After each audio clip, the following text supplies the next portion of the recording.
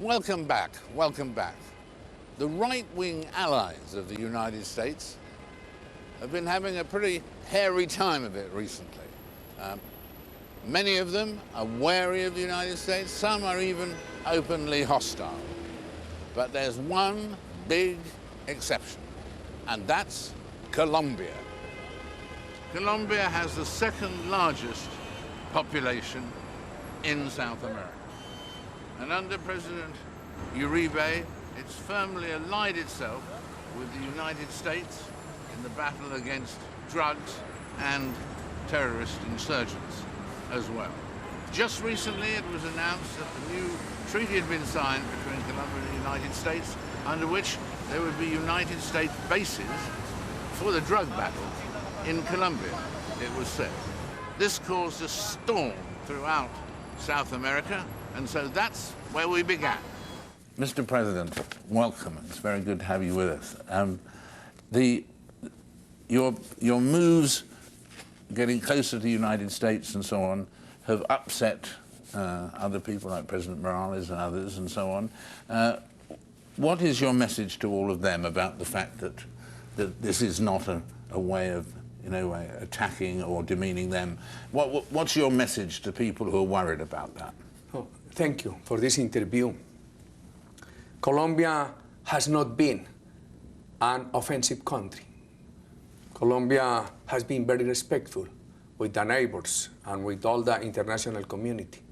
But at the same time, we have suffered this problem of internal narco-trafficking, terrorism, for many, many years. Therefore, we need practical help. We have done our best. We make all the efforts, but we need international practical cooperation. The United States has cooperated with Colombia a lot, and now we are in the process to move forward in this cooperation. Therefore, this is convenient not only for Colombia and the United States, but also for all other countries, especially for our neighbors, because if we can win this battle against narco-trafficking, our neighbors won't suffer this threat. And in fact, I mean, you would guarantee to them that the fact that these US troops who are coming in are there for the subject of narco-trafficking and not to attack a neighboring country. No, but please, let me clarify this topic. We are not going to have US troops in Colombia. During the many years, we have had this agreement on cooperation with the United States that is called Plan Colombia. We have only Colombian troops in our territory. This is an agreement not for American troops in our territory. There are specific clauses that both countries have to observe that ban any incursion in third countries. And in terms of pursuing the problems of narco-trafficking, that word that is famous, I mean, the acronym FARC, how big are they today? Are they losing support? And how many people do you think they still have captive? They have no popular support. They have tortured, killed, kidnapped Colombians for many, many years. They have impoverished our country. Yeah. They have created internal displacement. They have displaced many people. As many as 3 million, I read. Of course, yeah. Roughly speaking. At the beginning of our administration, Colombia had, roughly speaking, 60,000 members of the terrorist organizations. By that time, FARC had in between 22 and 26,000. Today, all the organizations in Colombia have less than 8,000. That's an amazing difference. Do you feel sometimes that, I mean, that your continent is moving a bit away from your centre-right views to his centre-left views and so on? Do you think that the socialists or whatever correct name one uses, are gaining hold of more of South America? Do you feel a little bit more lonely? My view on the history in the last century in South America tells me that South America has used statization and neoliberalism. And South America has failed with these two extremes. In my country, we promote confidence in Colombia upon three pillars: security with democratic values, freedoms; second, confidence for investors with social responsibility; and third, social cohesion. We need the intertwine of these three pillars. Of course, we need to promote free private initiative. This is the only way for a country with the characteristic of Colombia to overcome poverty and to build a better standard of living. One more, to get a better income distribution.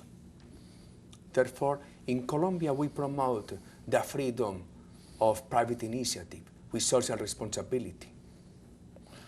And of course, in terms of your family's in this fight, isn't it? Because your father was killed in this battle against the terrorists, wasn't he? I will die with this sadness, as many Colombians, because 50% of Colombian families have lost their relatives in this nightmare of terrorism during many decades. My family is one of these 50% of the Colombian families who have lost relatives, who have this sadness. And when could you look forward to a day when you could say, do you think, that the battle against the terrorists was won? Or will there always be some sort of battle? We are winning, but we have not won yet. We need to continue this battle because in the last century, Colombia had a short period of relative peace between the very beginning of the century and the beginning of the 40s. Since the 40s of the last century up to now, my country has suffered violence. Different reasons, but violence. As you see, there have been many generations of Colombia without the possibility to enjoy one single day of peace. Therefore, Colombia deserves that we fight this battle for the new generations to enjoy the right to live in peace in our country. And do you plan now to go on towards a third term? You've gone towards the second, now what about the third? I considered that our policies, security, investment, and social cohesion need much longer time for Colombia to prosper, for Colombia to overcome poverty. Our policies need longer time. In my personal case, my first interest is that our coalition can win the elections.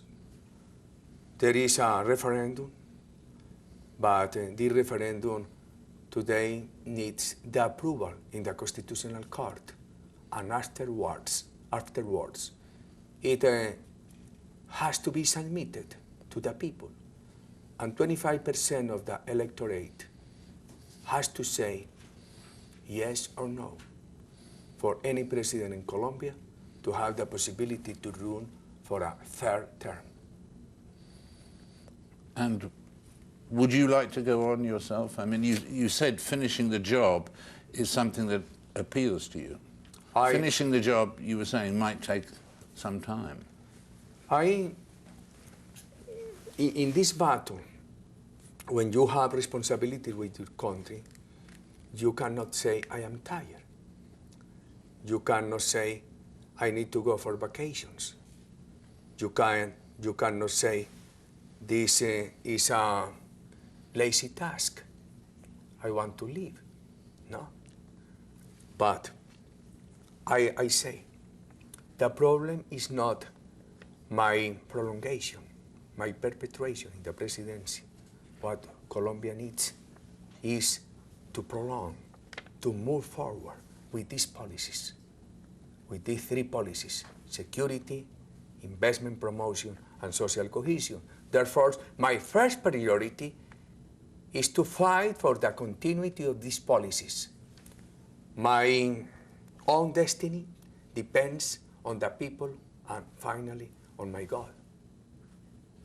But you wouldn't rule it out anyway. You wouldn't rule out a third term. My priority is to fight for the continuation of these policies with adjustments. We need to introduce adjustments every day. My own destiny does not depend on me. Thank you so much, Mr. President. I've really enjoyed this conversation enormously. No, thank you. And I hope it's the first of many. Thank you, and this has been a great opportunity to meet you. In Colombia, we have great admiration for you. Thank you. And my invitation to visit our country. In a moment, our third South American president, Evo Morales from Bolivia.